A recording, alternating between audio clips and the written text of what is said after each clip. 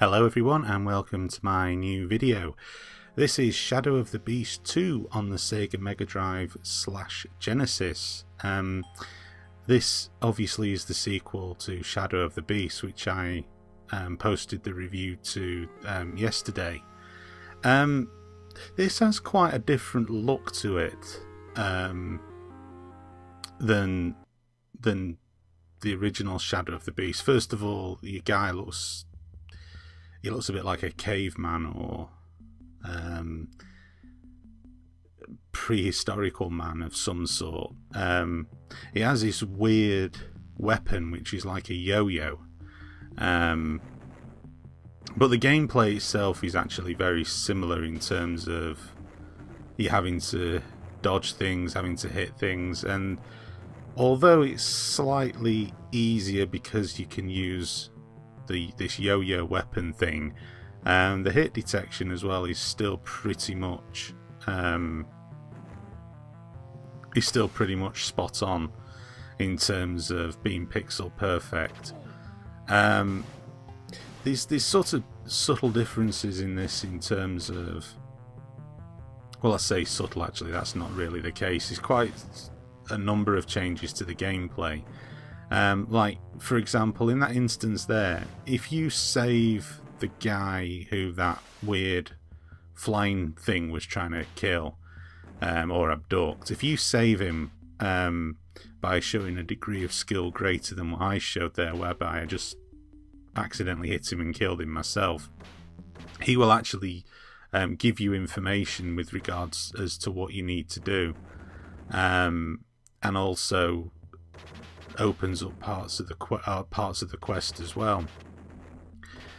I found Shadow of the Beast 2 notably tougher than the first game. You get more energy and you can take more hits, but at the same time there's a lot more out there trying to kill you, and there's a lot more things too, in my opinion anyway, that seem to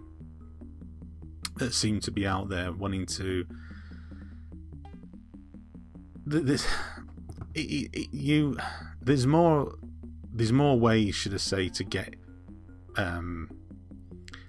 killed than there was in the original Shadow of the Beast. That's in my opinion anyway.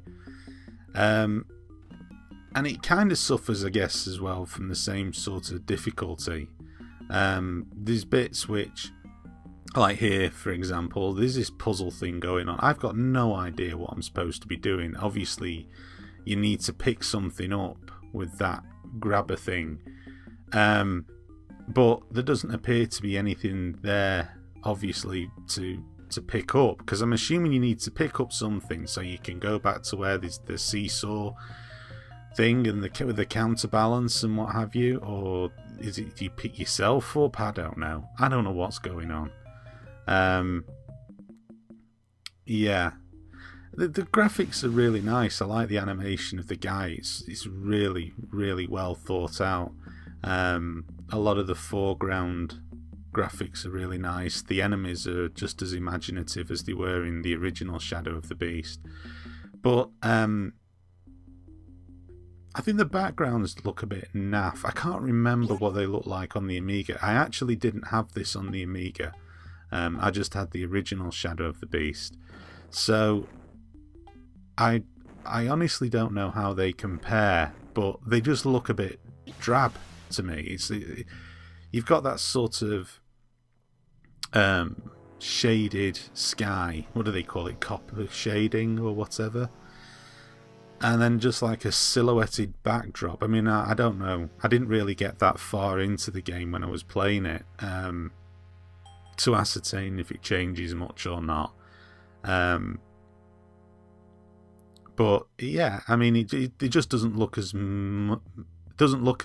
though there's as much interesting things going on in the background as there was in the original Shadow of the Beast, but that might change the more you play the game. As I say, I certainly didn't get very far into it. I got pretty frustrated and naffed off with it after a short period of time. I don't mind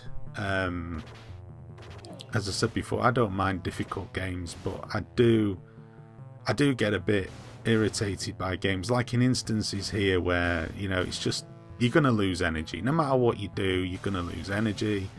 You're going to fall off that and you're going to lose energy. I mean, that's a bit cheap to me. I think that there always appeared to be a way of doing it, and it's probably my poor skills as a gamer, but there always appeared to be a way of doing something in the original Shadow of the Beast without you having to lose energy.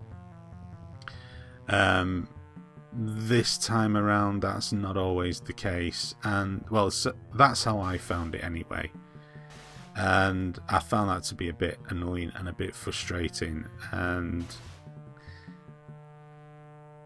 I don't know, I just overall, I'm not saying it's a terrible game, but overall I just didn't get on with it as well as I did with the first game. I mean, I suppose part of the thing is, at the end of the day, they have to try to be seen to be at least making a game more difficult in the sequel. They probably work on the assumption that people who are buying Shadow of the Beast 2 have played Shadow of the Beast, and if not completed it, have certainly played it long enough and well enough to have gained some enjoyment out of it. See, this is back here now what I was saying, if you kill that thing, he will then give you an instruction of something to do. And then gives you a bit of information. Yeah, there's loads of traps, and fantastic. Thank you for that. I would never have known that there was loads of traps without you telling me. So yeah, off you go gallivanting.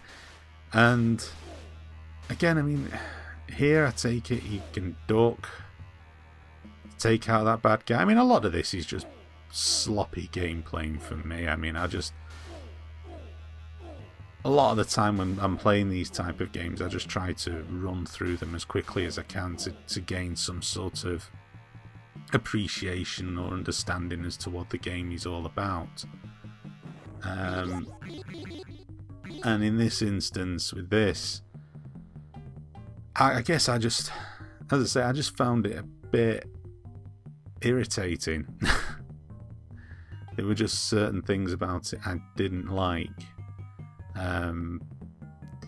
But I think it's one of them games with more play, perhaps I'd start to enjoy it a bit more. There's certainly more variety, I think, in terms of the graphics, like in here. These are pretty nice graphics, although I haven't got a damn clue what I'm supposed to be doing.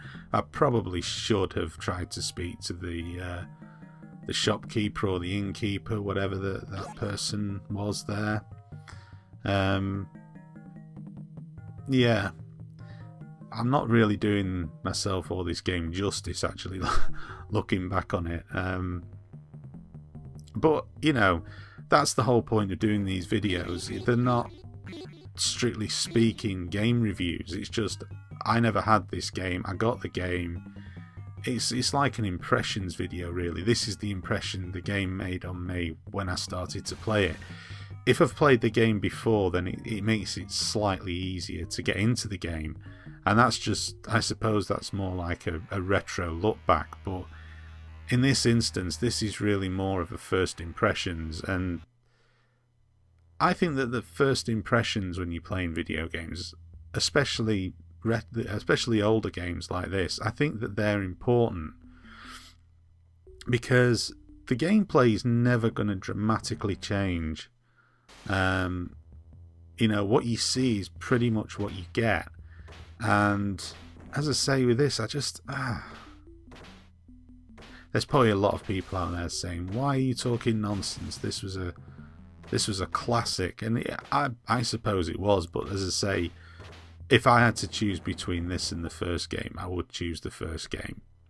I just didn't get on too well with this one at all. So yeah, that's probably my impressions and thoughts, as opposed to anything else, of Shadow of the Beast 2 on the Sega Mega Drive / Genesis. please stay tuned to my channel for more videos coming in the near future, and thank you very much for watching this one.